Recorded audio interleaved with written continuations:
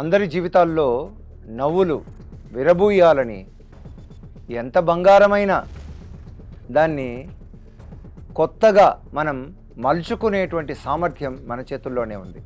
అయితే అవసరమైనప్పుడు ఒక చిన్ని సలహా కూడా సముద్రాన్ని ఈదేటువంటి నావకు చుక్కానిలాగా పనిచేస్తుంది.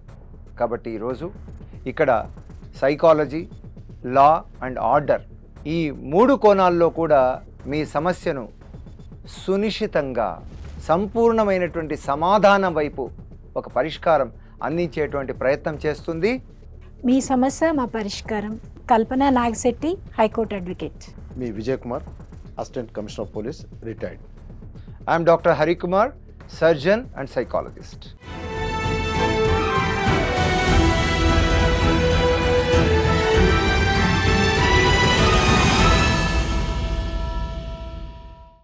హలో, చెప్పండి. నమస్తే సార్. మీ పేరు? నమస్కారం. నా పేరు నాగరాజ్ అండి. నాగరాజు గారు, చెప్పండి మీ సమస్య. నేను విజయవాడలో ఉంటాను సార్. ఎస్. యాక్చువల్గా ఎప్పటి నుంచో కాల్ చేద్దాం అనుకుంటున్నాను సార్. చాలా ఒక మానసికంగా బాగా కుంగిపోయాను నేను. మీ సమస్య ఏంటో చెప్పండి. నాకు పెళ్ళి 3 years అవుతుంది సార్. నాకు 3 years అవుతుంది, కానీ అంటే రీసెంట్ గా మాకు కొంచెం గ్యాప్ వచ్చింది, ఒక 6 months. తన ఇంటికి వెళ్ళింది అనమాట. అయితే వాళ్ళ ఇంట్లో కొంచెం గొడవలు, మా ఇంట్లో గొడవలు, దాని వల్ల తను అక్కడే ఉండిపోయింది. సరే, ఈ గొడవలు ఎందుకని చెప్పి నేను తను అక్కడ తీసుకురాలేదు. ఓకే. ఆ గ్యాప్ ఎప్పుడైతే వచ్చిందో, ఆ గ్యాప్ తర్వాత ఇంకా మళ్ళీ నేను ఇంటికి వెళ్ళి అమ్మాయిని తీసుకొచ్చాను. అంతా బానే ఉంది, సాఫీగానే. అప్పటి నుంచి తనలో కొంచెం బిహేవియర్ చేంజ్ అయింది అనమాట. ఓకే. నేను అది సరే నార్మల్ గానే ఉంటదిలే, చాలా సార్లు అడిగా ఏమైంది ఏంటి అని, అసలు పట్టించుకునేదే కాదు. మధ్యలో మీరు ఫోన్ చేస్తున్నప్పుడు కానీ ఆమె యొక్క ప్రవర్తనలో అంటే ముందు కంటే కూడా మార్పు ఏదైనా వచ్చినట్టుగా ఫోన్లో గమనించారా? ఎందుకంటే అమ్మ వాళ్ళ దగ్గర ఉంది కదా, ఆమె మీ దగ్గరికి రాలేదు కదా. అసలు ఈ గ్యాప్ ఏమి ఉండదు మరి. ఈ 6 నెలలు ఎప్పుడైతే తను పుట్టింట్లో ఉందో ఆ టైంలో మీరు మాట్లాడుతూ ఉన్నప్పుడు తనలో మార్పు గమనించారా అని అడుగుతున్నారు. లేదు మేడం, అసలు నాకు ఆ మార్పు కనిపించేలాగా ఎప్పుడూ లేదు తన బిహేవియర్. ఓకే. నాకు ఎక్కడ అనుమానం వచ్చేలా లేదు. కానీ ఎప్పుడైతే తీసుకొచ్చానో ఇక్కడికి, అప్పటి నుంచి ఇంకా కొంచెం మార్పు చేంజ్ అయింది. నేను అప్పటికి అడిగా చాలా సార్లు, తనని అడిగే ప్రయత్నం చేశా, కానీ చెప్పలేదు. ఇంకా ఉంటాయి కదా కొంచెం, ఆ టైంలో కూడా నేను అడిగా. అంటే గొడవల వల్ల కొంచెం తన మనసు మారిందేమో, కొంచెం సర్దుకోవటానికి టైం పడుతుందని వెయిట్ చేశారేమో. వెయిట్ చేస్తే కట్ చేస్తే ఏంటంటే, ఆ అమ్మాయి వాళ్ళ ఆఫీస్ అబ్బాయితో బయటకు కనిపించింది. అని చెప్పి నేను అనుమానించలేదు. తర్వాత తెలిసింది అనమాట, ఇద్దరు ఓయో రూమ్కి వెళ్ళటం. ఇంకా మ్యాటర్ ఏంటంటే, అప్పుడు తర్వాత కాల్ రికార్డ్స్ అవి తెప్పిస్తే తెలిసింది ఇంకా వీళ్ళందరూ ఇలా చేస్తున్నారని. సో తీసుకోలేకపోయా. మరి మీరు అడగలేదా తనని? అంటే ఇక తనని ఎంతో ప్రేమించా. ఎప్పుడు అడిగారేమన్నా? మొదట మీ అనుమానం ఎప్పుడు వ్యక్తం చేశారు? వాళ్ళు చూశాక, వాళ్ళని ఎప్పుడైతే నేను బయట చూసానో అప్పుడే అడుగుదాం అనుకున్నా, కానీ అడగలేదు. అంటే మీరు వాళ్ళని చూస్తున్నట్టు వాళ్ళు మిమ్మల్ని చూసాక అడిగారా? లేదు, నేనే అడుగుదాం అనుకున్నా, కానీ అడగలేదు. ఇప్పటికీ అడగలేదు. నేను అడగలేదు. అనుమానం ఇంకా అలా పెరిగిపోయింది అనమాట. కట్ చేస్తే ఇంకా ఇప్పటికీ ఆ అమ్మాయి నాకు తెలియదనే అనుకుంటుంది, కానీ తన బిహేవియర్ లో చేంజ్ వచ్చింది. ఆ బిహేవియర్ చేంజ్ తోటే ఇంకా ఈ ఇష్యూ అంతా రైజ్ అయింది అనమాట. ఏమి ఇష్యూ రైజ్ అయింది అంటే, మా ఇద్దరి మధ్య గ్యాప్ ఇంకొంచెం పెరిగింది. సో ఈ గ్యాప్ పెరిగింది కదా అని చెప్పి నేను ఇంకొక అమ్మాయితో కొంచెం సన్నిహితంగా ఉంటున్నాను. ఆమె చేసిన పొరపాటు మీరు కూడా చేశారు అంటే ఇంకా అలా చేయాల్సి వచ్చింది సార్. అంటే టిట్ ఫర్ టాట్ అనుకున్నారా? అంటే దాని పొరపాటు అంటే కంటే అవసరం అనుకోవచ్చు సార్ ఆ టైంకి, నాకు అనిపిస్తుంది. ఓకే, చెప్పండి. అయితే మీ ప్రశ్న ఏం చెప్పండి? ఎందుకోసం మీరు కొత్త బంగారు లోకానికి కాల్ చేశారు? నాకు ఇప్పుడు న్యాయం కావాలి సార్. ఏ న్యాయం కావాలి? ఆ అమ్మాయి నాకు కావాలి. ఆ అమ్మాయి మీ పరిధిలో లేదనుకుంటున్నారా? మీ కంట్రోల్లో లేదని అనుకుంటున్నారా ఇప్పుడు మీరు? ఎందుకంటే ఆ అబ్బాయితో తిరుగుతుంది అన్నటువంటి అనుమానం మీకు రుజువైంది అంటున్నారు. అవును, నేను నా కళ్ళారా చూసా. ఆ అమ్మాయి వేరే వాళ్ళ బండి మీద వెళ్ళటం. మరి నీ వాళ్ళు ఓకే నీ చెప్తున్నారా? ప్రేమ కంటే కూడా ఆ అబ్బాయి ప్రేమనే ఎక్కువ, లేకపోతే మీరు అన్నారు చూడండి అవసరం అన్నారు చూడండి, ఆమెకు కూడా అనిపించిందేమో తనకు కావాల్సిన నేను ఇచ్చాను కదా. మీరు ఇంకా అనవసరం ఆయనే అవసరమని. తనకి కావాల్సిన నేను ఇచ్చాను కదా, నేను ఇంకే ఎక్కడ తక్కువ చేసా తనకి. ఎస్. తనకు కావాల్సిన నేను ఇచ్చా, ఎక్కడ కూడా నేను మీ మనసుకు మీరు అనుకుంటున్నారు ఆమెకు కావాల్సిన అన్ని ఇచ్చానని, అన్ని ఇచ్చానని. కానీ తనకు కావాల్సిన ప్రేమ మీ నుంచి లభ్యం కానందుకు ఆమె ఆ ప్రేమను వెతుక్కోవాల్సి వచ్చిందేమో. ఆలోచించారా ఒక్కసారి? ఆలోచించలేదు. యాక్చువల్గా మీరు ఆవిడ విషయం తెలిసిన తర్వాత మీరు మళ్ళీ ఇలాంటిదే ఇంకోటి చేయకుండా తనను కూర్చోబెట్టుకొని ఏంటి సమస్య, ఎందుకు ఇలా జరుగుతుంది అని మీరు ముందు మాట్లాడి ఉంటే ఇంకా బాగుండేది. మీరు సమస్యని ఇంకొంచెం పెద్దది చేసుకున్నారు. అంటే జనరల్ గా నాకు కొంచెం షార్ట్ టెంపర్ మేడం, కానీ మా ఫ్యామిలీతో అలా ఉంటాను, కానీ ఈ అమ్మాయితో ఎప్పుడు అలా ఉండలేదు ఈ 3 ఏళ్లలో. మరి ఏమనుకుంటున్నారు? ఆమెతో కలిసి ఉండాలనుకుంటున్నారా, మీరు విడిపోవాలనుకుంటున్నారా? ఆ అమ్మాయి కావాలి మేడం నాకు, ప్లీజ్. అందుకే కాల్ చేశా ఈ కొత్త బంగారు లోకం ప్రోగ్రామ్ కి. అయితే ఆ అమ్మాయి వర్షన్ కూడా మనం వినొచ్చా? ఇప్పుడు అమ్మాయి లేదు సార్. అంటే నేను నాకే చెప్పట్లేదంటే ఇంకెవరికి చెప్పొద్దనే ఇదిలో ఉన్నాను సార్ నేను. మొదట మీరు అర్థం చేసుకోవాల్సింది ఏమిటంటే, ఉమ్. ప్రేమ ముందు, ప్రేమ అనేటువంటిది గ్రేటెస్ట్ ఎమోషన్. ప్రేమ, లవ్ అనేటువంటిది it will find out the easy solution. మనకు అయోమయంలో ఉన్నప్పుడు ఏమవుతుందంటే మనం అనుకుంటాం అది ప్రేమ అని. మీరు ఆ పొజిటివ్నెస్ వల్ల ఏమైందంటే ఒకలాంటి కోపం ఆమె మీద ఎప్పుడూ నేను ప్రదర్శించలేదు అని అంటున్నారు, కానీ ఇది కోపం కంటే కూడా ఒక భయంకర కోణంలో మీరు ఆ టిట్ ఫర్ టాట్ అనేటువంటి రూపంలో మీరు చూపించారు. ఆమెకు తెలియాలి, అది అంటే తను ఎక్కడ దూరం అవుతాను భయం, అంతే. దాన్ని భయం అనరు. మీలో ఏదైతే కోపం అనేటువంటి కోణం ఉంది చూడండి, అది వ్యక్తం చేయలేక, ప్రదర్శించలేక ఏమైందంటే ఆమె మీద ఉన్నటువంటి కోపము మీరు ఈ విధంగా ప్రదర్శించారు. ఓకే, ఏది ఏమైనప్పటికీ కూడా మీరు ఈ విధంగా కాదు దాన్ని ఎక్స్ప్రెస్ చేయాల్సింది. ఎలా అయితే మేడం చెప్పారో, కూర్చోబెట్టుకొని నేను ఇలా అనుకుంటున్నాను, నేను అనుమానిస్తున్నాను, ఎందుకంటే ఇటువంటి ఆధారాలు నాకున్నాయి. ఏమో అవి ప్రొఫెషనల్ రిలేషన్షిప్ కూడా ఉండొచ్చేమో ఏదైనా డిస్కషన్స్, కానీ ఇద్దరు ప్రైవేట్గా వెళ్ళారంటేనే నాకు ఇలా అనిపిస్తుంది. నువ్వు నాకు చాలా ఇష్టం, నేను ఇలా అనుకుంటున్నాను, నా మానసిక స్థితి ఇలా ఉంది. ఎందుకంటే 3 ముళ్ళ బంధం అనేటువంటిది మనకు అంటే ఫిజికల్గా ఆఫీస్ లో ఉంటాను కదా, ఇప్పుడు నా వర్క్ లొకేషన్ లో కూడా కొన్ని నాకు లిమిట్స్ ఉంటాయి. ఆ దాంట్లో ఎప్పుడు కూడా నేను అంటే అమ్మాయిలు ఉంటారు, అబ్బాయిలు ఉంటారు. అమ్మాయిలు ఎఫెక్ట్ అయినా సరే ఇంట్లో తనందుగానే ఆలోచిస్తాను సార్ నేను, కానీ ఆ అమ్మాయి ఎందుకు ఆలోచించలేకపోయింది? ఇప్పుడు ఇద్దరు మనుషుల్లో మంచితనం అనేటువంటిది కొందరిలో ఎక్కువ ఉంటుంది, కొందరిలో తక్కువ ఉంటుంది, కానీ ఇద్దరు మంచి వాళ్ళే. అలాగే మంచితనం ఎప్పుడు బయటపడుతుందంటే, ఇంకా అమ్మాయి ఎలా మంచిది అవుతుంది?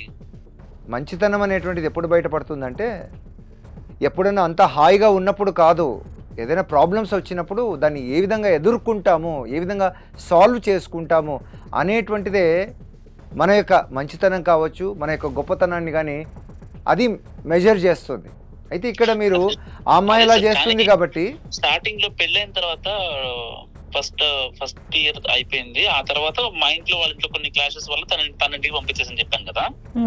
అప్పుడు ఒకవేళ నిజంగా నేను సెక్స్ కోసం సంథింగ్ ఫిజికల్ రిలేషన్ కోసం చూస్తే నేను వేరే వాళ్ళతో కనెక్ట్ అయి ఉండాల్సింది కదా, బట్ నేను కనెక్ట్ అవ్వలే. తను ఈ గ్యాప్ లో ఇంటికి వచ్చిన గ్యాప్ లో పెట్టుకోవడం ఏంటనేది నాకు అర్థం కావట్లేదు. అది మీరు అలాంటి సమస్య ఉన్నప్పుడు తనతో మాట్లాడి ఉండాల్సింది, కానీ ఒక పక్క తను కావాలనుకుంటూ మీరు ఇలా చేయకుండా ఉండాల్సింది.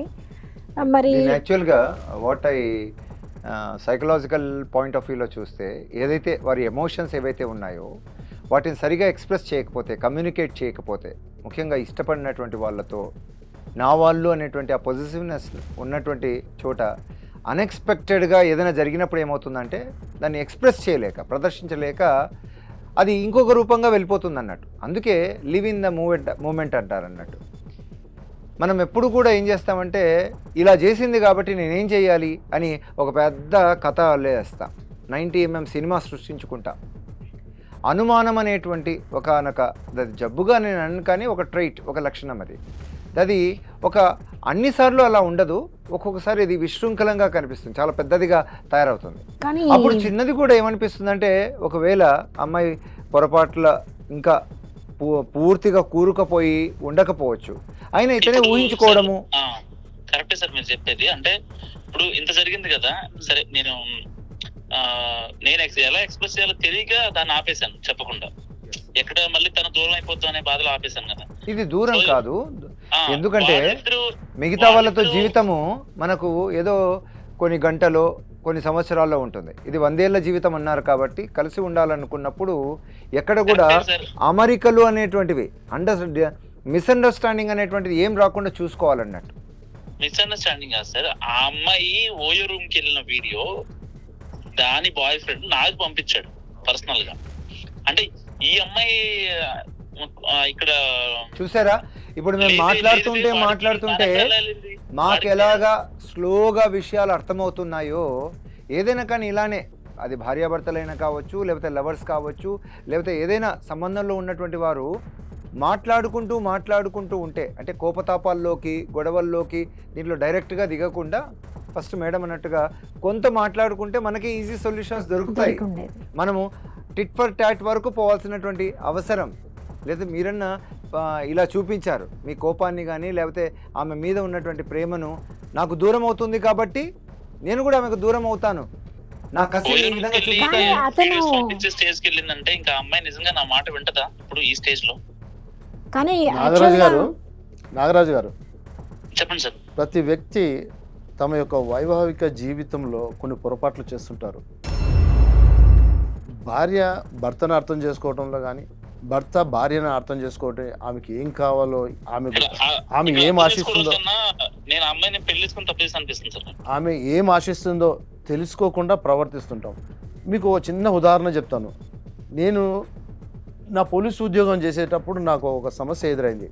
ఒక డాక్టర్ గారు, ఆయన సమాజంలో పేరున్న వ్యక్తి, మంచి ప్రాక్టీస్ ఉన్న వ్యక్తి. ఎంతగా ప్రాక్టీస్ అంటే ఆయన సాయంత్రం వచ్చి క్లినిక్లో కూర్చుంటే రాత్రి 12 గంటల వరకు క్లినిక్లోకి వెళ్ళి బయటికి వెళ్ళాడు. ప్రతి పేషెంట్ను చూసే వరకు ఇంటికి పోడు. అంత బిజీగా ఉన్న వ్యక్తి జీవితంలో అనుకోని ఒక సంఘటన జరిగింది.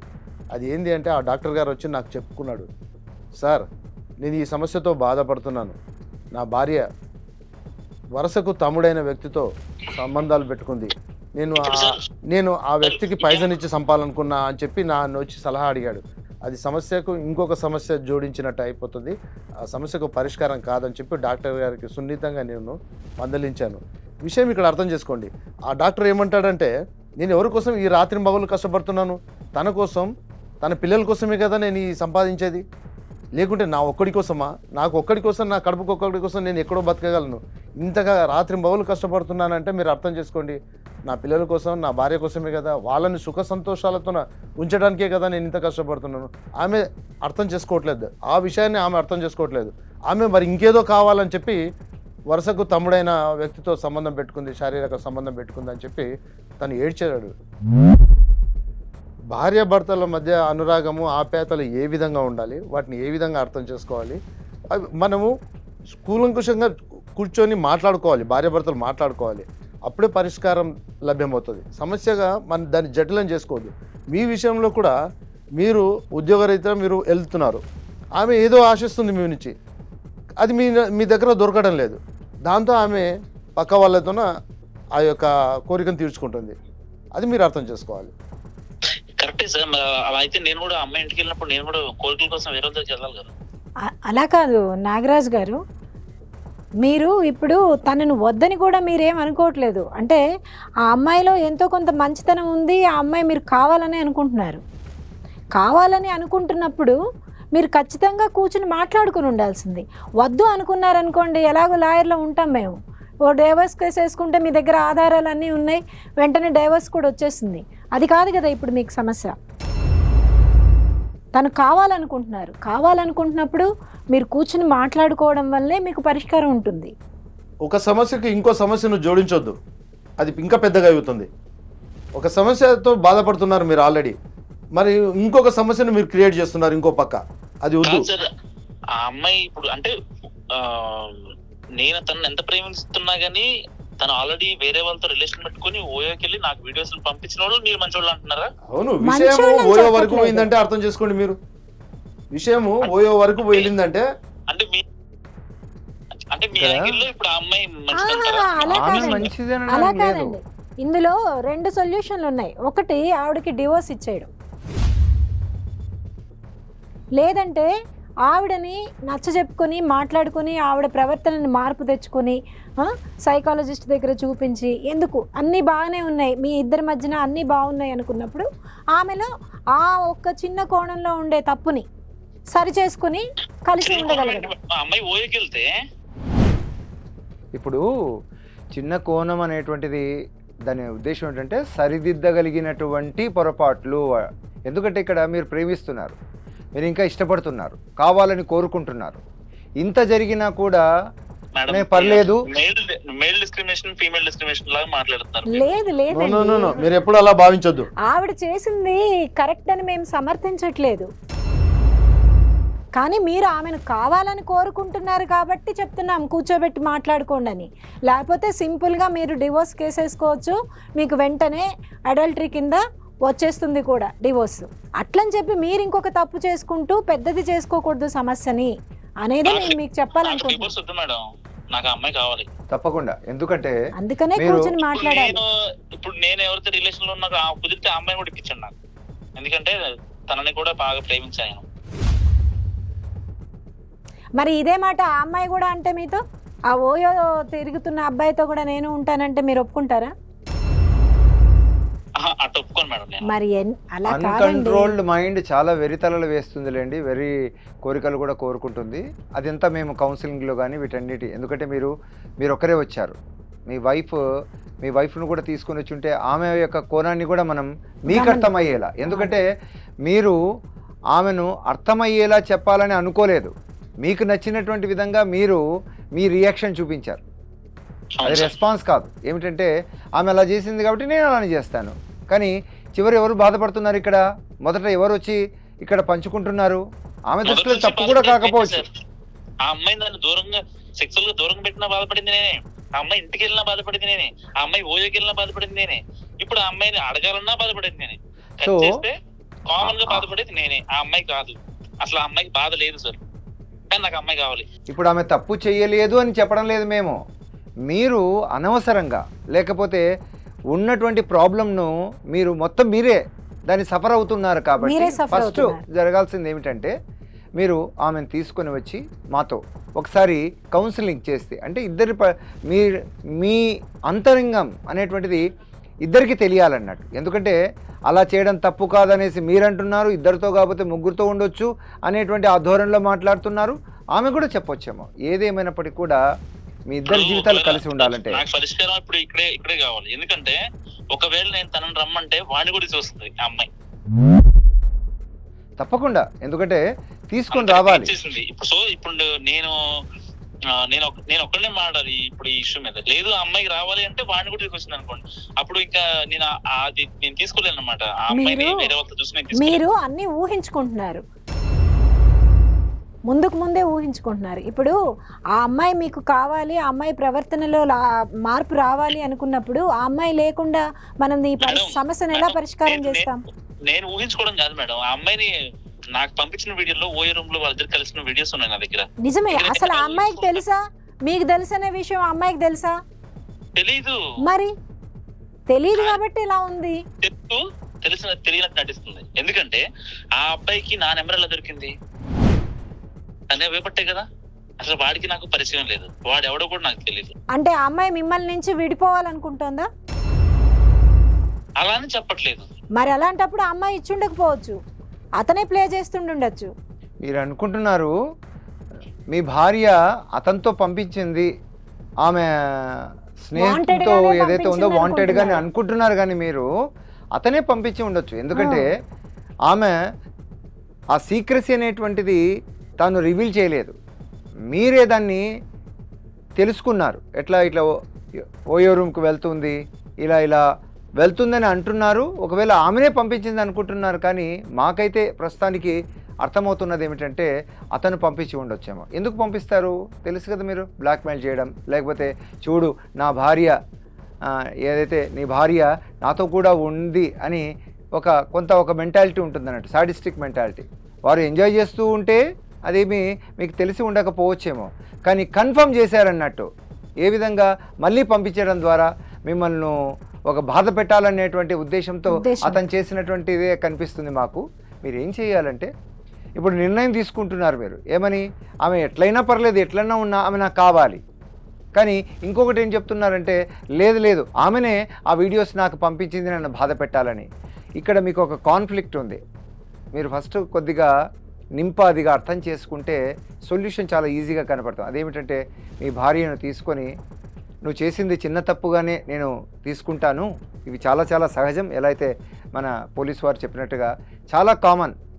అంటే కొంతమంది మాటతో దూరం అవుతారు, కొంతమంది గొడవలతో దూరం అవుతారు, కొంతమంది ఇటువంటి పనులతో దూరం అవుతారు. ఆ సంబంధాలన్నీ కూడా డిస్టర్బ్ అవుతాయి. కాబట్టి కొద్దిగా మీరు కూర్చొని మాట్లాడితే మీకు సొల్యూషన్ దొరుకుతుంది. దానికి మేము ఏదైనా హెల్ప్ చేయాలంటే చేస్తాం. మీరు నేను తెలుసుకోవాలనుకుంటున్నాను అతని మనసులో ఏముందో, ఆ వ్యక్తి మనసులో, లేకపోతే ఆమె మనసులో ఏదన్నా అంటే ముగ్గురు కలిసి మీరు వస్తేనే మనము మీకు ఇద్దరిని కూడా హాయిగా కొత్త బంగారు లోకం వైపు మీ జీవితం హాయిగా గడిపేదానికి మేము సలహా ఇవ్వగలుగుతాం. ఏమంటారు? ఖచ్చితంగా డాక్టర్ గారు చాలా ఇప్పుడు వాడు బ్లాక్మెయిల్ చేస్తే అది నేను తీసుకోలేను, తర్వాత ఇంకా చాలా ఇష్యూస్ అవుతాయి సార్. వన్స్ బ్లాక్మెయిల్ దిగాడంటే వాడు ఈ మాటలతో అవుతాడని ఎలా ఎక్స్పెక్ట్ చేస్తారు మీరు? మనము జీవిత భాగస్వామిని బంగారు అంటాం, ఆ అమ్మాయి బంగారు అంటాం. అనుభవించడం అదొకటి, నాతో బ్లాక్మెయిల్ చేయడం రెండోది. సో వాడు చేసింది అని అనుకోవద్దండి, ఆమె చేయించింది అనేసి అనుకోవద్దండి. మనం జీవిత భాగస్వామిని బంగారు అంటాం. నాగరాజు గారు కొత్తగా చూడాలనుకుంటున్నారు, కొత్త బంగారుగా చూడాలనుకుంటున్నారు. నాగరాజు గారు మాట్లాడుకుంటే వాటిని ప్రోగ్రామ్ కాల్ చేశాను సార్, సరి చేసుకోవచ్చు. నాగరాజు గారు సార్ మీరు జీవితము ఒకవైపు మాత్రమే చూస్తున్నారు, ఇంకోవైపు చూడటం లేదు. మీరు భవిష్యత్తులో పిల్లల జీవితాలు ఏమైపోతాయో ఆలోచించడం లేదు. మీరు చేస్తున్న తప్పును మీరు అనాలోచితంగా వదిలేశారు, గాలికి వదిలేశారు. మీ ఇద్దరు కూర్చోవాలి, భార్యాభర్తలు ఇద్దరు కూర్చొని ఆ సమస్యకు పరిష్కారం ఏ విధంగా చేస్తే బాగుంటుంది అది ఆలోచించాలి. డాక్టర్ గారు చెప్పినట్టు ఆ అమ్మాయికి ఫ్యూచర్ పైన అవగాహన లేకుండా పోతుంది సార్, అందువల్ల తప్పులు చేస్తుందా లేదా? ఆ అమ్మాయికే లేదంటున్నారు, కానీ మరి మీకుందా అవగాహన? నాకు చాలా ఉంది సార్, అందుకే తనని చాలా బాధ చూసుకున్నా. ఎలా అయితే మీరు చెప్తున్నారో ఆమెకు కూడా వర్షన్ ఇలానే ఉంటుంది అన్నట్టు, నేనే కరెక్ట్ అని అనుకుంటుంది. ఎందుకంటే నాకు దొరకనటువంటి సుఖం నీ దగ్గర దొరకడం లేదు కాబట్టి నేను వేరే వారి దగ్గరికి వెళ్తాను అన్నటువంటి ఆమె సింపుల్ లాజిక్ చూడండి. ఎందుకు వెళ్ళింటుంది చెప్పండి ఆమెడ? మిమ్మల్ని వద్దనుకొని, ఎందుకంటే మీ ఇంతగా ప్రేమించేటువంటి వ్యక్తి అయినటువంటి మిమ్మల్ని మీ దగ్గర ఉండకుండా అతని దగ్గరికి వెళ్ళి ఉంటుందంటే దేన్ని చూసి వెళ్ళి ఉంటుంది చెప్పండి? అంటే మీలో సామర్థ్యం లేదనా, లేకపోతే మీరు ఆమెను కష్టపెడుతున్నారనా, లేకపోతే ఈ గొడవలన్నీ ఎప్పుడు ఉంటాయి, నా సుఖం నేను చూసుకుంటాను, వెళ్ళిపోయే లోపల నేను అన్నీ చేసుకోవాలనేటువంటి ఆ రకమైనటువంటి నిర్ణయాలు తీసుకుంటుందని అనుకుంటున్నారా మీరు? చెప్పండి, ఏమైంటుంది చెప్పండి ఆమె సైడు అలా చేయడానికి కారణం చెప్పండి మీరు. తనని మాత్రం చాలా సిన్సియర్గా ప్రేమించాను సార్, అదొకటి చెప్పగలను. మీ వైపు మీరు మాట్లాడుతున్నారు కానీ ఆమె ఎందుకు చేసి ఉంటుంది ఇవన్నీ చెప్పండి? ఏదో కారణం ఉంటుంది కదా. ఆమెను లోబర్చుకోయి ఉండొచ్చు, బ్లాక్మెయిల్ చేస్తూ ఉండొచ్చు ఆ వ్యక్తి. మీలో ఉన్నటువంటి ఒక పాజిటివ్ పాయింట్ ఏమిటంటే ఎలా ఉన్నప్పటికీ కూడా నాతో ఉంటే నేను అంగీకరిస్తాను, యాక్సెప్ట్ చేస్తాను అంటున్నారు, అది మీ ప్లస్ పాయింట్. అయితే గ్రేవ్ నెగిటివ్ పాయింట్ ఏమిటంటే టిట్ ఫర్ టాట్ అన్నట్టుగా మీరు చూపించారన్నట్టు. మీలో కూడా వీక్నెసెస్ ఉన్నాయి, మీలో కూడా అన్కంట్రోల్డ్ ఎమోషన్స్ ఉన్నాయి, మీలో కూడా ఇండెసిసివ్ నేచర్, ఇంపల్సివ్ నేచర్ అనేటువంటివి ఉన్నాయి. మీరు మళ్ళీ కలిసినా కూడా ఈ గొడవలు వస్తాయి. అందుకే పెద్దలు చెప్పినట్టుగా, ఇక్కడ స్పెషలిస్టులు చెప్పినట్టుగా మీరు కొంత ఇంకా లోతుగా అర్థం చేసుకోవాలి. ఓకే, తప్పకుండా మీరు మంచిగా, ఎందుకంటే ఒక పాజిటివ్ పాయింట్ చెప్తున్నారు కాబట్టి ఆమెను యాక్సెప్ట్ చేస్తాను, నేను క్షమిస్తాను అనేటువంటిది అంటున్నారు కాబట్టి. ఎస్ మేడం, మీరిద్దరూ కలిసి ఉండాలి అనేది మీరు నిర్ణయించుకొని మీరు ఇచ్చేసుకుంటున్నప్పుడు అతను బ్లాక్మెయిల్ చేస్తాడని కూడా మీరు భయపడాల్సిన అవసరం లేదు. ఖచ్చితంగా అతని మీద పోలీస్ కంప్లైంట్ ఇస్తే అవి చాలా సివియర్ కేసెస్ అవుతాయి, అస్సలు ప్రాబ్లమే లేదు. మీరు ఫస్ట్ ఆ అమ్మాయిని తీసుకుని కౌన్సిలింగ్కి రావటం వలన ఆ అమ్మాయి మనసులో ఏముంది, ఎందుకు అలా అవుతుంది, ఎందుకు చేస్తుంది అనే ఇష్యూస్ బయటకు వచ్చినప్పుడు మీరు కూడా ఒకసారి అమ్మాయిని అడిగాను కోరుకుంటున్నారు మేడం కాబట్టి చెప్పండి. ఒకసారి అడిగాను, నాలో పాజిటివ్ అని ఉన్నాయా అని అడిగితే నీలో కోవిడ్ పాజిటివ్ ఉంది కానీ ఇంకా అంతకు మించి ఇంకేం పాజిటివ్ లేవని చెప్పింది మేడం. అంత ఏదో సర్టిఫికేట్ జోక్ గా చేసుంటారులేండి. జోగ్గా కోవిడ్ పాజిటివ్ కాదు, ప్రెగ్నెన్సీ టెస్ట్ పాజిటివ్ అనేటి నీ పరిస్థితి ఏమైంది? ఇది కూడా ఆలోచించాలి. ఎందుకంటే మాటలు కాదు, మన మనసును తన బాధను అర్థం చేసుకోవాలనే ఒక ఫీల్ తో తనని అడిగితే తను మాత్రం అంత సర్టిఫికల్ గా ఆన్సర్ చెప్పాల్సిన అవసరం ఉంటుంది. అదే తను మారిపోయింది. సో నాకు అక్కడ ఒక నాగరాజ్ గారు, మీరు ఆవిడ వైపు నుంచి ఈ పనులన్నీ చేస్తుందనే ఉద్దేశం మనసులో పెట్టుకుని మీరు ఆ క్వశ్చన్ అడిగారు, కానీ ఆవిడకి తెలియదు మీకు విషయం తెలిసినట్టు.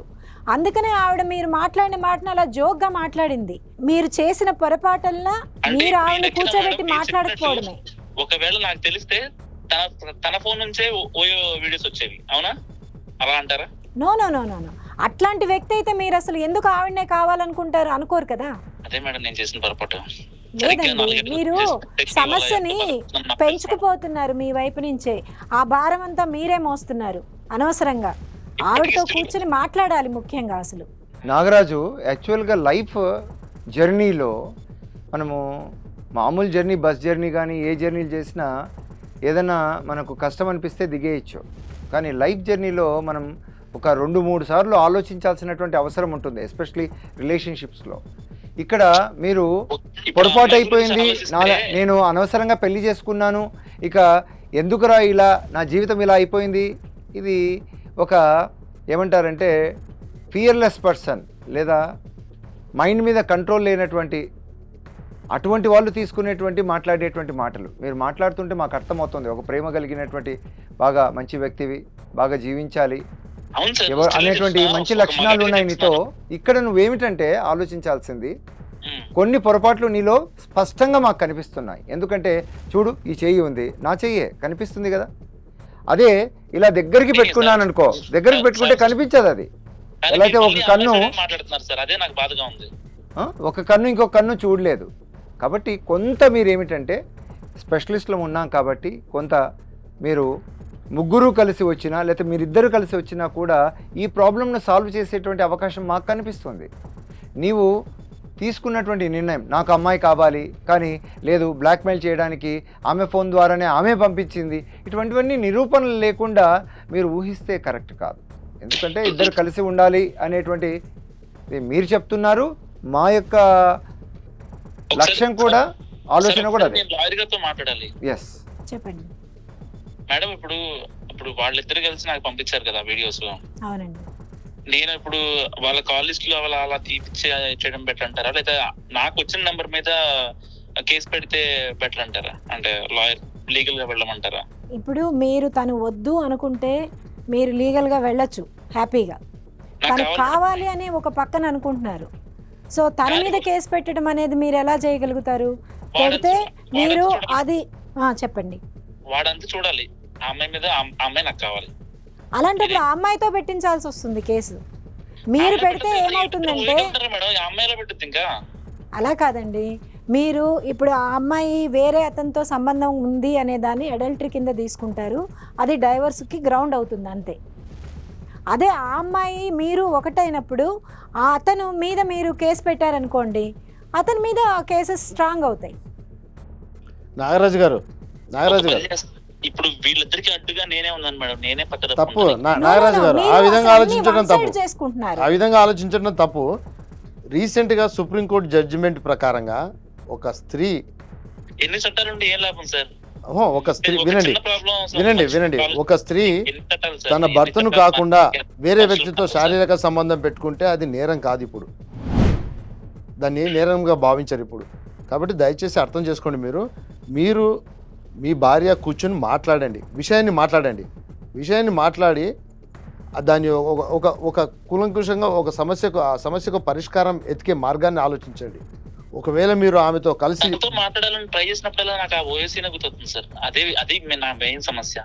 నా మైండ్ లో రిజిస్టర్ అయిపోయింది. ఆ అమ్మాయితో మాట్లాడదామన్న ప్రతిసారి నాకు ఇంకా ఆ ఓఎస్సీనే వచ్చి నేను ఆగిపోతున్నా, ఇంకా మాట్లాడలేకపోతున్నా అమ్మాయితో. అందుకనే మీరు తనని తీసుకుని మా ప్రోగ్రామ్కి రండి, మీకు పర్సనల్గా మేము కౌన్సిలింగ్ చేయటం అది జరుగుతుంది.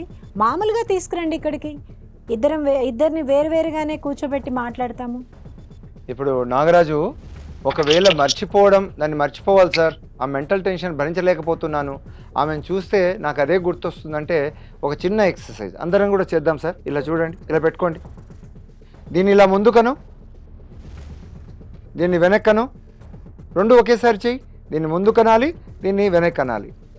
ట్రై చేయి. చేయడం చాలా కష్టంగా ఉంది. అంటే మనసు ఏదైనా ఒకే పన్నే చేస్తుంది. మీరు వినండి నాగరాజు గారు, వినండి, రెండు పనులు చేయడం అనేటువంటిది కుదరదు. ఇప్పుడు సార్ నన్ను చాలా నెగిటివ్గా ఉంది అంటే మిమ్మల్ని పాజిటివ్ ఆలోచన వచ్చేటువంటి విధంగా కౌన్సిలింగ్ ఒకటి ఉంటుంది.